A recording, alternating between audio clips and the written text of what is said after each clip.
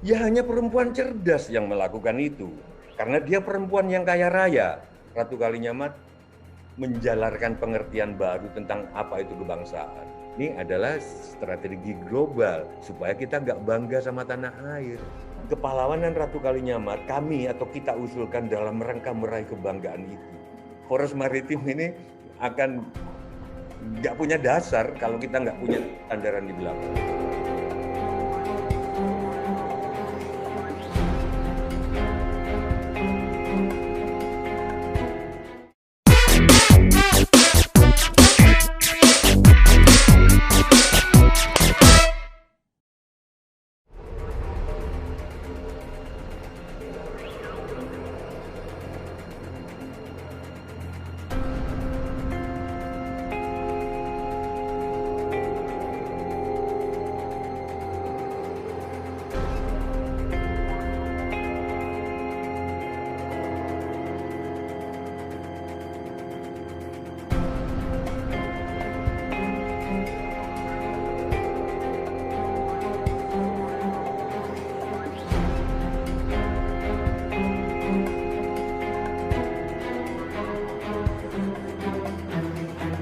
Halo, ketemu lagi di Newsmaker Medcom.id, obrolan hangat one on one bersama saya Alfa Mandalika. Menyambut Hari Pahlawan 10 November beberapa hari lagi, saya ajak Anda untuk menengok kembali sejarah heroik Indonesia sebagai bangsa pelaut.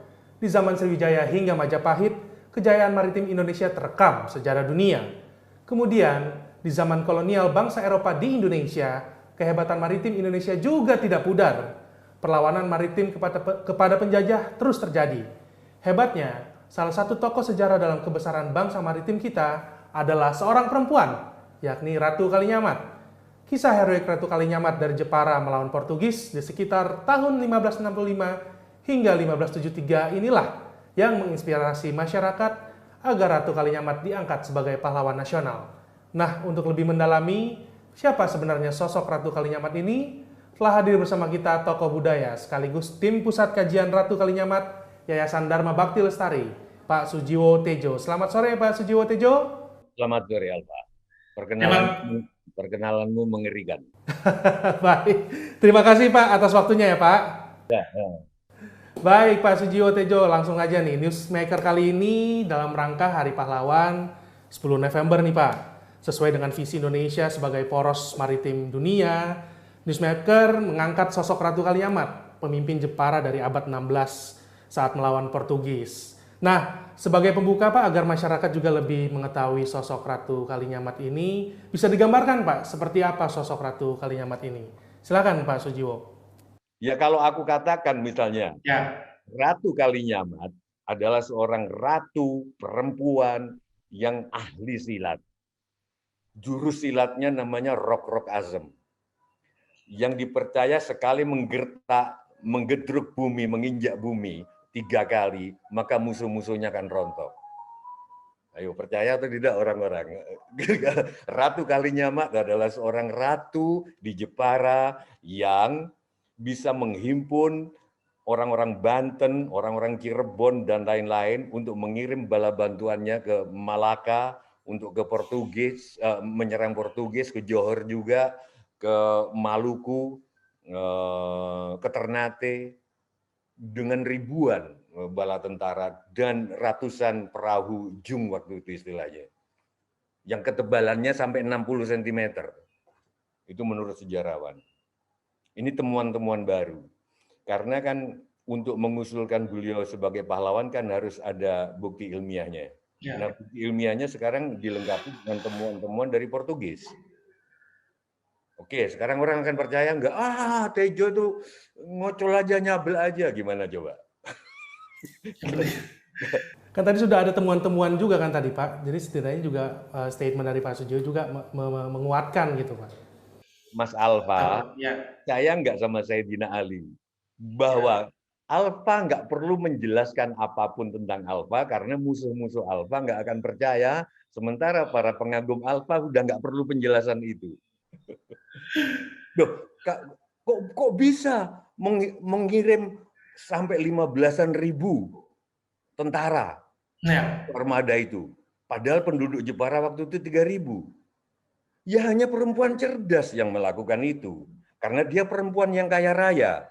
Portugis dalam temuan terakhir menyebutkan bahwa dia itu Rainha de Japora, jadi apa ya, primadona atau ratu dari Japora yang apa itu istilahnya yang kaya raya, sehingga dia bisa mampu mendatangkan orang-orang dari sahabat-sahabatnya. Saya kira itu. Oke, baik Pak. Dari dokumen Yayasan Dharma Bakti Lestari nih Pak, disebutkan Ratu Kalinyamat adalah keturunan Sultan Demak nih Pak. Berarti Ratu Kalinyamat ini di Jepara adalah semacam bupati atau pemimpin kerajaan Jepara, Pak? Bukan cuma begitu. Ya, Kalau dirunut dari ayahnya, ya. Sultan Trenggana itu menikah dengan keturunan-keturunan wali, Songo, ada Sunan Bonang di situ, ada Sunan Kudus di situ. Kalau diturut-turut sampai ke atas, aku nggak usah sebutkan namanya, ada seorang ulama saat ini yang sangat disegani di Indonesia, menyebutkan bahwa ujungnya ke keluarga Nabi besar Muhammad. Jadi sampai ke situ, dari situ tapa telanjang itu, Alfa, Ya. saya sebagai budayawan ingin mengartikan bahwa jangan-jangan itu metafora, jangan-jangan itu sanepo kalau dalam bahasa Jawa, jangan-jangan itu pasemon.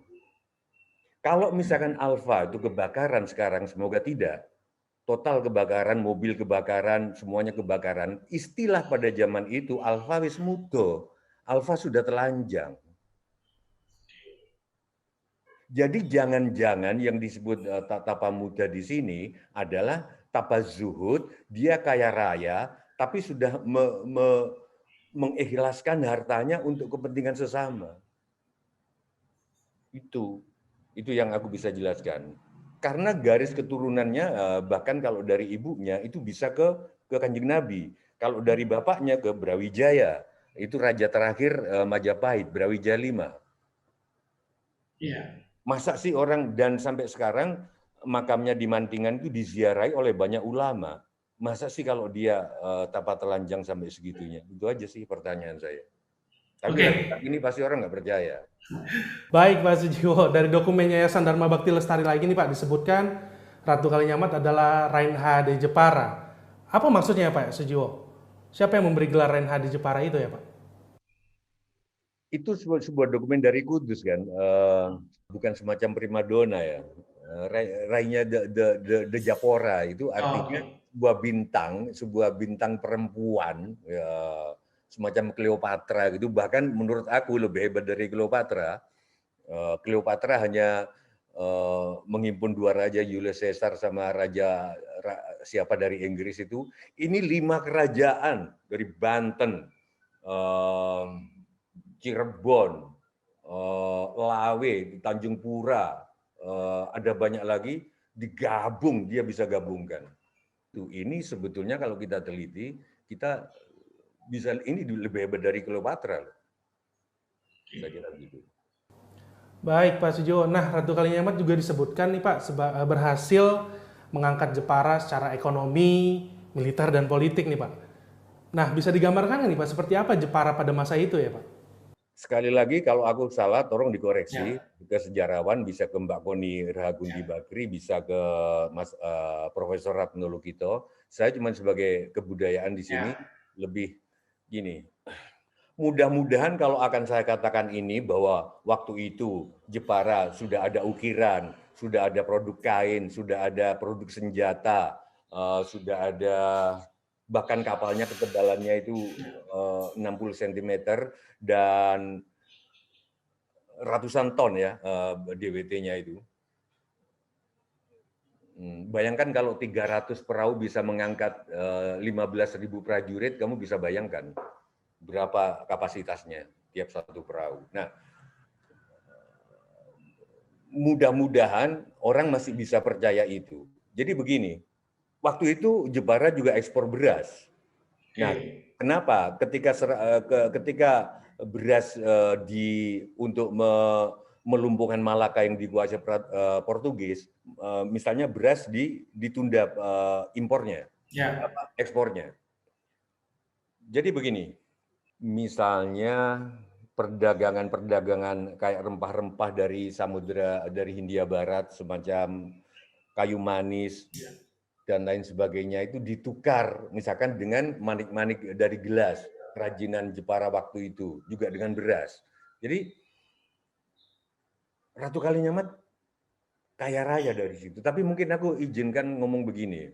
Kita ngomong bahwa Ratu Kalinyamat itu sesuatu dan Yayasan Lestari Murdiat bersama yang lain segenap unsur masyarakat Muhammadiyah, NU dan lain sebagainya mengusulkan beliau jadi pahlawan. Pasti terhalang oleh barier-barier tembok-tembok yang nggak tahu siapa pembuatnya, entah penjajah atau entah asing. Misalnya begini, cara untuk membuat bangsa ini minder atau bangsa manapun minder, putuskan hubungan dengan leluhur. Satu, putuskan silsilahnya. Bahkan aku baru tahu dari seorang ulama besar bulan lalu bahwa Ratu Kalinyamat itu punya garis silsilah ke keluarga Nabi Muhammad. Siapa yang memutuskan ini? Kemungkinan adalah asing supaya kita nggak bangga. Yang ketiga adalah tetap kita dibikin bangga sama pahlawan-pahlawan kita, tetapi negatifnya ditonjolkan sehingga orang yang ingat negatifnya. Misalnya, Diponegoro tetap diangkat sebagai pahlawan dan perang yang paling katanya kata para sejarawan itu paling menguras dana VOC sampai bangkrut. Perang Jawa selama 5 tahun itu. Diangkat. Tapi diembus-embuskan bahwa Diponegoro mulai perang karena tanahnya sendiri mulai diambil oleh Belanda. Jadi ada kepentingan pribadi. Itu yang melekat di kita. Oke. Kartini diakui sebagai pemberantas buta huruf. Tapi waktu itu penduduk pribumi hanya boleh sampai kelas 3 SD kalau nggak salah sekolah. Jadi diangkat cara-cara yang ketiga tadi. Yang pertama silsilahnya dihapus, kedua kebanggaannya dihapuskan. Banggaannya kan. Yang ketiga tetap diangkat karena apa boleh buat sejarah mengakui itu, tetapi negatifnya diangkat pula dan dibiarkan orang menangkap negatifnya. Selain Diponegoro, Kartini ada banyak contoh. Sekarang Ratu Kalinyamat diangkat dia sebagai Ratu Jepara, tapi dibiarkan ketoprak sejak berapa tahun mengangkat tapa telanjangnya itu. Jadi yang di expose lebih ke sisi yang negatifnya itu tadi ya Pak? Tidak yang positifnya yang ditonjolkan. Sehingga kita nggak bangga lagi. Sehingga omongan-omongan tentang Ratu Kalinyamat selalu mengundang tawa untuk sebagian kalangan. Walaupun Alfa, faktanya menunjukkan bahwa hari jadi kota Jepara itu ditempatkan pada hari kelahiran Ratu Kalinyamat. Itu fakta satu yang kita nggak bisa. Yang kedua, tugu perempuan di bundaran di Jepara kalau Alfa ke sana, itu ada 3 wanita, Ratu Sima yang kondang keadilannya abad ke-6 itu, terus R.A. Kartini dan Ratu Kalinyamat. Dan yang paling mutakhir adalah sepak bola, tim sepak bola di Jepara itu Laskar Kalinyamat. Itu aja sih, mungkin orang sudah mulai sadar, siapa tahu. Oke, baik Pak. Sekarang kita masuk ke sisi kepahlawanannya Ratu Kalinyamat nih Pak. Kembali juga saya mengutip dari dokumen Yayasan Dharma Bakti Lestari, di mana Pak Sujowo Tejo adalah salah satu tim pusat kajian Ratu Kalinyamat. Disebutkan bahwa bukti sisi kepahlawanan Ratu Kalinyamat adalah perlawanan Ratu Kalinyamat terhadap Portugis di tahun 1550 bersama Sultan Johor. Kemudian di tahun 1573 ya melawan Portugis bersama Sultan Aceh. Nah, bisa digambarkan lebih rinci nih Pak, sepak terjang kepahlawanan Ratu Kalinyamat sendiri Pak. Sebetulnya begini. Ya Pak. Jepara sendiri sangat tidak mungkin dikuasai oleh Portugis. Kalau kita tanya ke para geolog, karena arus dan angin barat sedemikian sehingga ada 3 palung di bawah itu sangat tidak memungkinkan Jepara dikuasai, dianeksasi oleh Portugis. Tetapi penguasaan Portugis atas Malaka dan Ternate termasuk Maluku merugikan Jepara. Karena itu kan perdagangan rempah-rempah, sehingga pertukarannya kan dengan rempah-rempah. Ini merugikan Jepara. Karena itu dalam poros maritim, kepahlawanan dia adalah membuat poros maritim, ya ini ahlinya adalah Dr. Koni Rahagundini, membuat poros maritim walaupun Raja Aceh pernah menolak, dibantu oleh Ratu Kalinyamat, tetap dibantu. Yang itu tadi dikirim 15.000 dalam armada itu. Dia udah gagal 2 kali dan yang ketiga yang 15.000 itu dikirim dan sukses.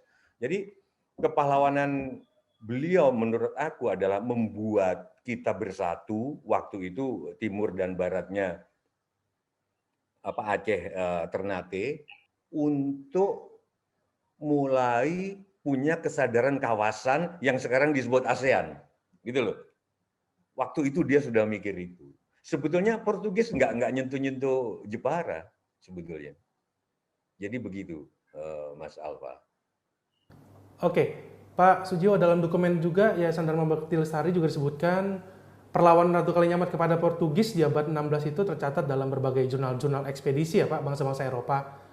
Nah ini buktinya tidak perlu diragukan lagi berarti ya Pak, sejarahnya.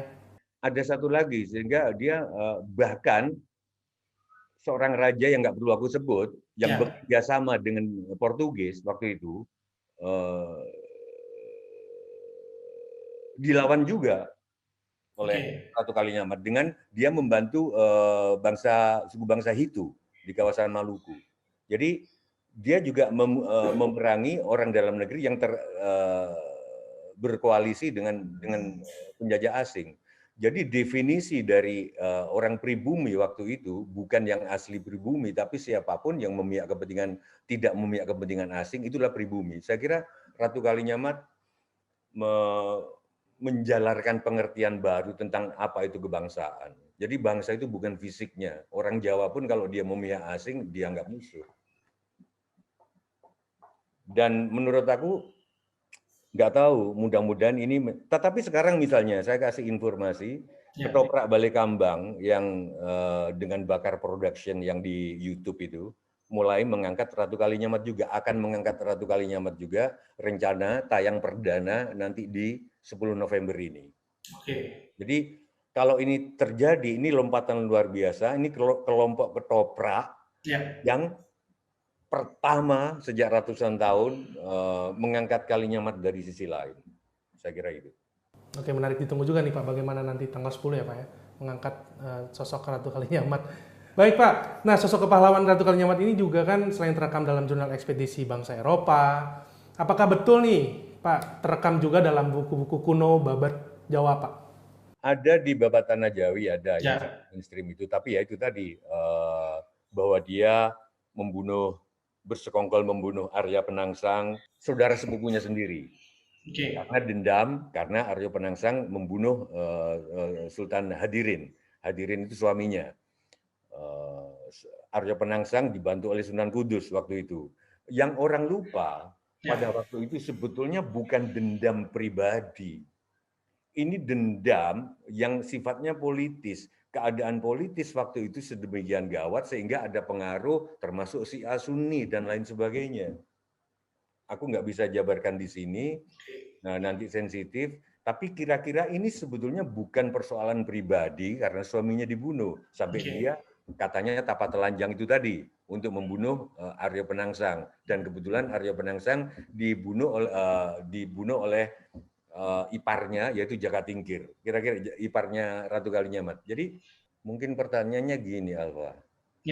Seberapa pentingkah Ratu Kalinyamat kita usulkan sebagai pahlawan? Benar nggak begitu? Ya arahnya mungkin ke situ Pak. Nah kalau arahnya ke situ adalah jawabanku begini. Pertanyaannya bagaimana nawacitanya Pak Jokowi ini mau menuju ke negara sebagai poros maritim dunia kalau kita tidak tahu asal-usulnya. Asal-usul poros maritim, ini kalau ini aku ngutip dari Mbak Koni Rahagundini sebagai ahli militer, saya bukan ahlinya di situ. Ternyata dari Ratu Kalinyamat. Maka kepentingan, kenapa kok aku juga mendukung pengusulan kepahlawanan dari Ratu Kalinyamat, karena bagaimana kita akan mencapai negara poros maritim kalau kita nggak punya sejarahnya? Saya kira gitu, Alfa. Oke, baik Pak. Nah, ini ada pertanyaan lagi Pak. Sujiwo Tejo, di masa kini salah satu sejarawan Indonesia, Adi Petalango dalam bukunya Sosok Hebat di Balik Kerajaan-Kerajaan Jawa, menyebutkan Ratu Kalinyamat ini sudah sangat anti Portugis, bahkan sebelum menjadi penguasa Jepara. Nah, selain catatan tersebut, ternyata jurnal modern masa kini juga sangat mengenal sepak terjang Ratu Kalinyamat ya Pak ya?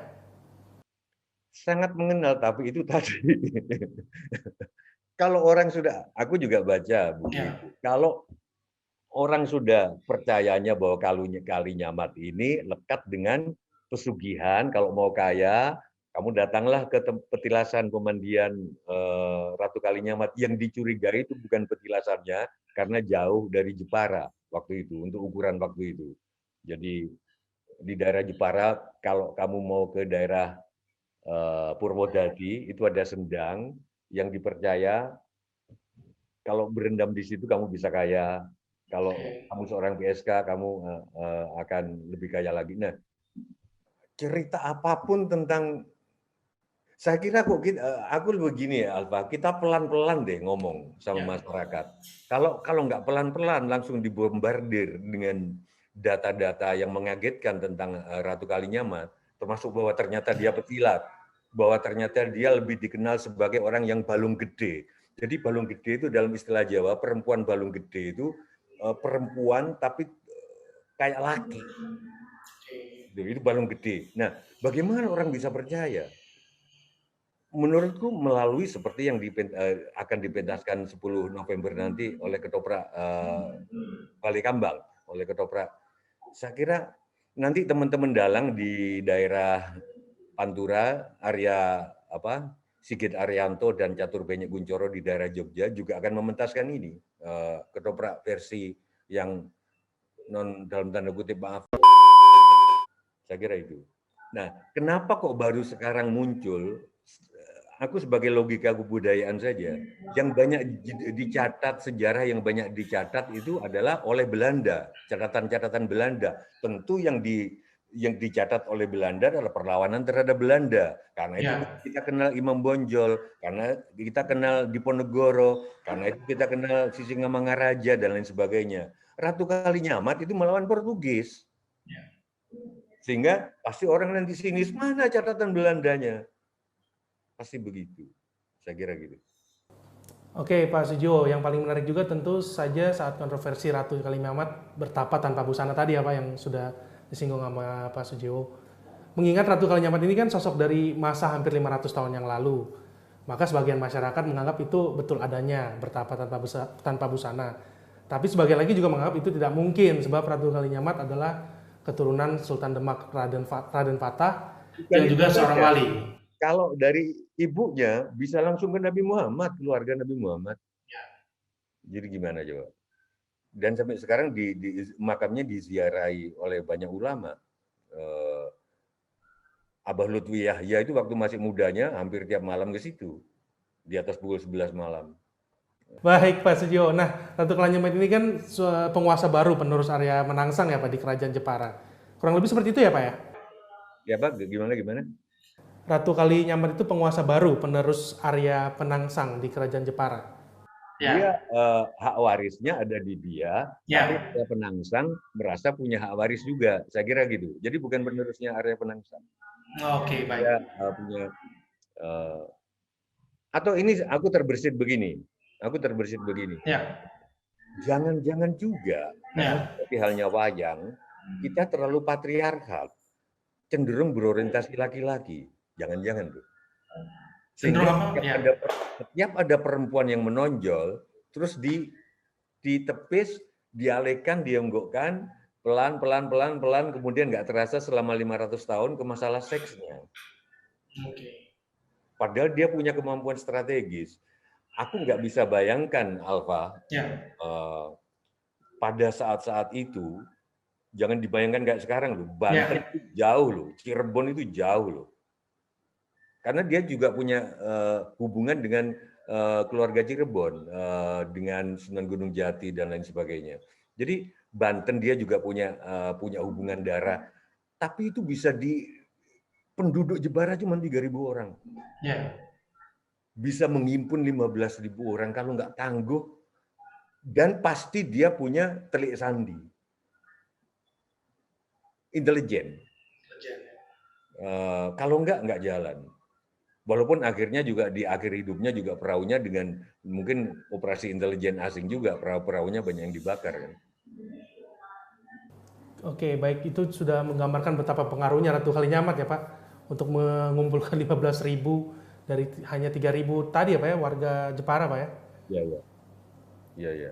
Baik, nih Pak, selain dimitoskan pernah bertapa tanpa busana, Ratu Kalinyamat juga digambarkan sebagai sosok yang sadis dan haus darah nih Pak. Kira-kira siapa nih pihak yang mencoba menggambarkan Ratu Kalinyamat sebagai ratu yang kejam Pak?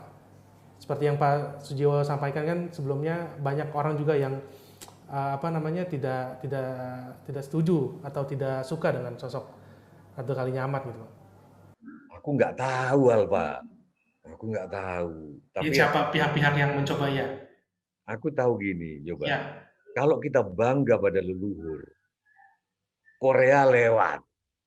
Kita akan bisa bikin drama drakor-drakor yang misalnya Kalinyamat dibikin drakornya atau dibikin Netflix atau apa. Kalah itu Crown itu. Crown yang Inggris itu atau yang Cleopatra kalah itu lewat. Kalau kita dibikin bangga sama leluhur, tapi kita dibikin nggak bangga, sehingga kita menonton drama Korea, kita menonton Cleopatra, kita menonton Crown dinasti kerajaan Inggris itu. Padahal Demak dan lain sebagainya menurut aku nggak kalah.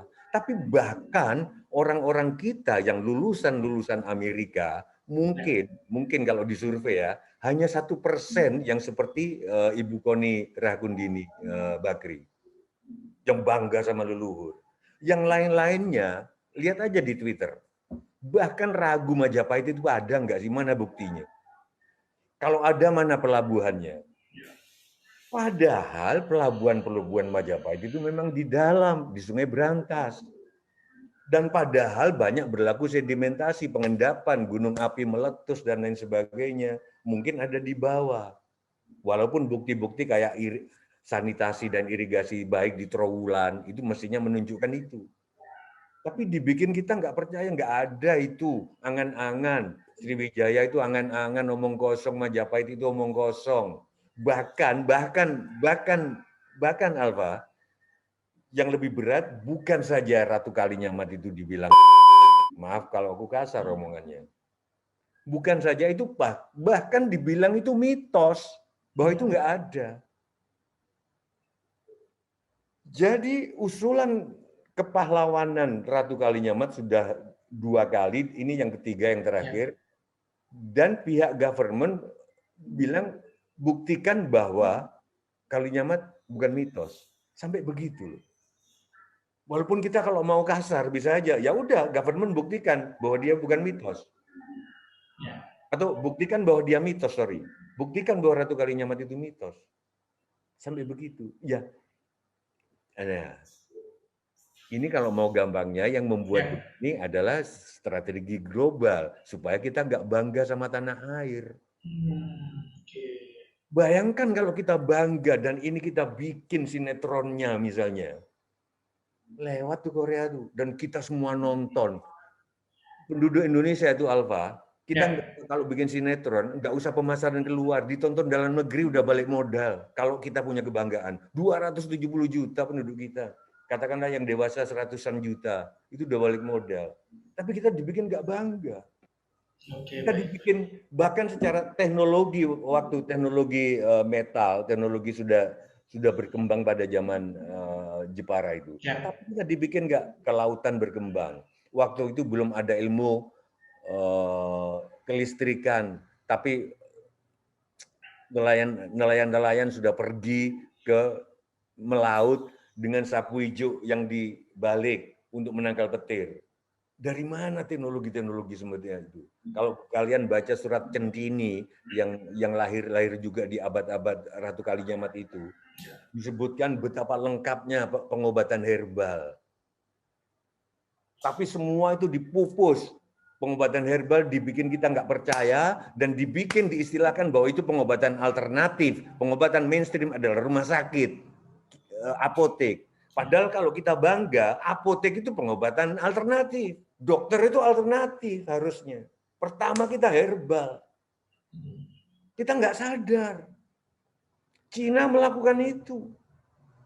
Banyak apotek-apotek yang mereka bikin sendiri yang nggak ada di riset dunia. Karena kalau penguasa apotek ya paling nanti negara-negara barat itu. Gini loh maksud. Kenapa kok kita bukan satu-satunya, nanti akan ada lagi siapa yang kita usulkan jadi pahlawan untuk orang bangga. Kenapa kok setiap kayu, setiap bambu yang untuk atap rumah itu harus direndam di air yang mengalir selama 35 hari. Ternyata ilmu kimia sekarang membuktikan bahwa itu karena enzim-enzim zat-zat tertentu memperkuat. Berarti apa? Teknologi waktu itu sudah tinggi. Keris itu ada temanku di ITB yang bikin tugas akhirnya anak mesin keris sebagai metalurgi. Itu tinggi ternyata teknologinya. Tapi apa? Yang dibikin nggak tahu oleh Belanda, oleh siapa, kita cuma ke bagian mistiknya. Oke. Orang lebih aware, lebih ngeh gitu, Chris ya dengan mistiknya. Padahal ada teknologi tinggi itu ya tadi ya Pak ya? Itu sebagian dipakai untuk badan pesawat. Ya. Teman saya itu salah satu hanya berapa persen anak ITB yang kuliahnya pakai yang tugas akhirnya tentang Chris. Jadi 2045 yang dicanangkan Pak Jokowi dan lain sebagainya, aku setuju itu. Tapi gini loh, aku mau bilang ke Pak Jokowi, warisan jalan tol itu penting, warisan bendungan penting. Tapi yang nggak kalah pentingnya warisan memperbaiki kebanggaan diri kita yang sudah kacau balau ini. Nah, Ratu Kalinyamat, kepahlawanan Ratu Kalinyamat, kami atau kita usulkan dalam rangka meraih kebanggaan itu. Jangan sampai kita ini bangsa yang minder gimana mau maju. Setiap kali ada pemimpin negara, Nelson Mandela pakai batik, kita yang bangga. Wah, batik dipakai Nelson Mandela ke istana. Begitu siapa itu pelatih sepak bola? Zidane pakai batik, kita bangga. Ini mental minder. Harusnya Mandela yang bangga pakai batik. Karena kebalikannya gitu ya, Pak ya? Iya, mindset kita karena di dalam hidupnya dia berkesempatan untuk pakai batik.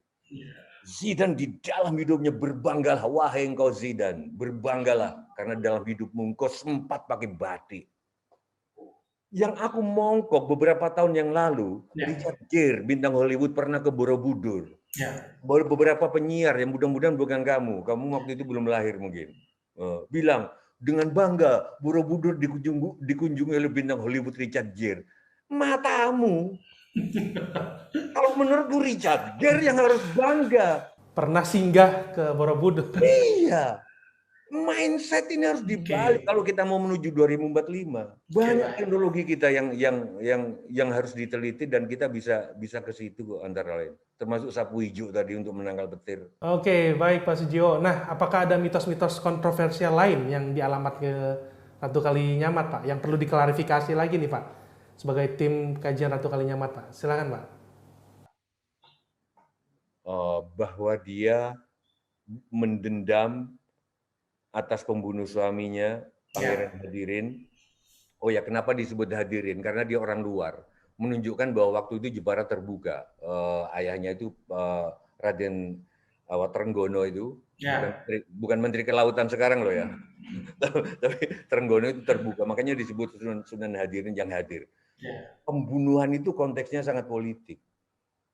Sehingga ini bukan perkara pribadi.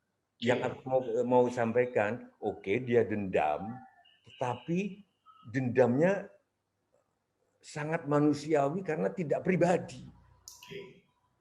Bahkan aku pernah mencontohkan ke teman-teman di Solo, siapa kalau di wayang ini? Di wayang Ratu Kalinyamat adalah Dewi Ambo yang pernah dibunuh oleh Bisma dan kelak dia bertemu lagi di Baratayuda menyusup di Dewi Srikandi. Jadi Dewi Srikandi yang digadang-gadang sekarang kan lagi G20 itu Srikandi Indonesia, ada Retno Marsudi, ada Bu Ani Sri Mulyani. Thank you.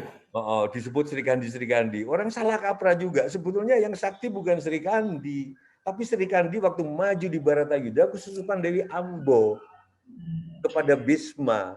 Bisma itu pahlawan besar, gugur di situ memang. Jadi tolong kita fair, bukan Srikandi yang besar, Dewi Ambo yang besar. Olehnya Dewi Amba itu menurut aku bilang ke teman-teman kebudayaan di Solo, kalau di sejarah Ratu Kalinyamat, dendamnya bukan karena pribadi. Itu ya jadi. Tapi kalau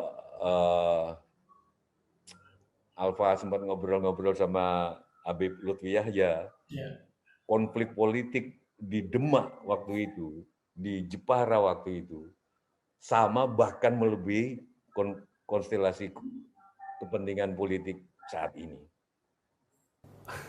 Baik Pak.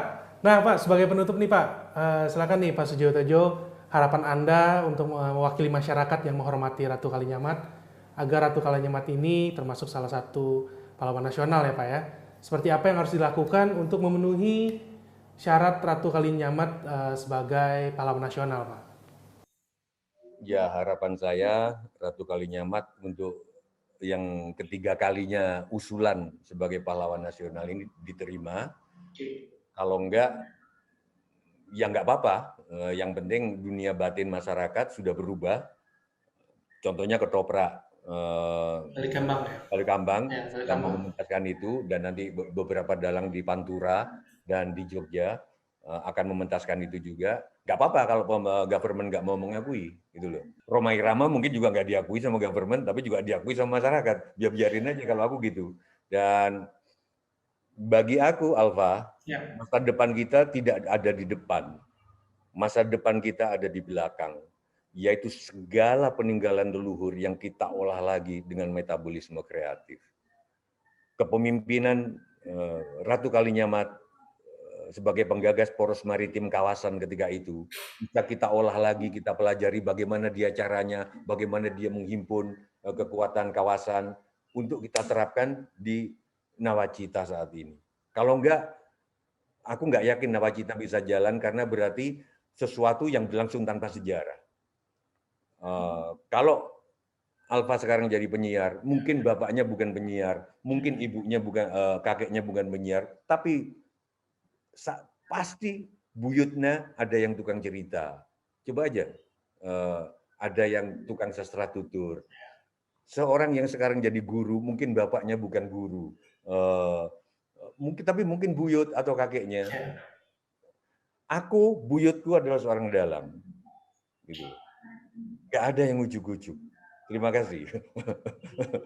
Jadi poros maritim ini akan nggak punya dasar kalau kita nggak punya sandaran di belakang. Oke, terima kasih Pak Sujiwo Tejo atas waktunya. Ya, demikian Newsmaker pekan ini. Kita akan bertemu di pekan depan dengan narasumber menarik lainnya. Saya Alfa Mandalika pamit. Sampai jumpa.